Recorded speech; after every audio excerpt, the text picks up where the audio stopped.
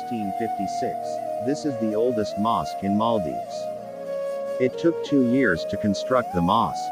In terms of artistic excellence and construction technique using only interlocking assembly, it is one of the finest coral stone buildings of the world.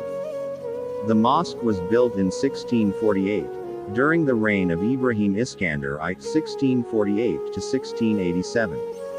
It was built over an earlier mosque constructed in 1153 by the first Muslim Sultan of Maldives, Muhammad bin Abdullah, after his conversion to Islam. Although the older mosque was reportedly refurbished by Ahmed Shihabuddin in 1338, there are no written records attesting this. In 1656, Iskandar began building a new mosque when the old one became too small to accommodate the increasing number of devotees. Its construction, which took 1.5 years, was completed in 1658.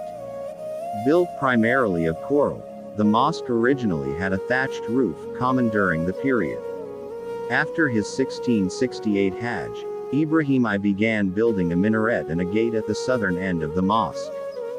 In 1904, Muhammad Shamsuddin (1902–1934) replaced the thatched roof and southern gateway with corrugated iron sheeting.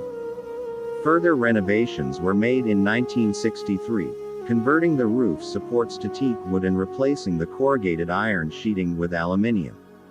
In 1987 and 1988, an Indian team from the National Research Laboratory for Conservation of Cultural Property and the National Center for Linguistic and Historical Research in Malé did conservation work on the mosque.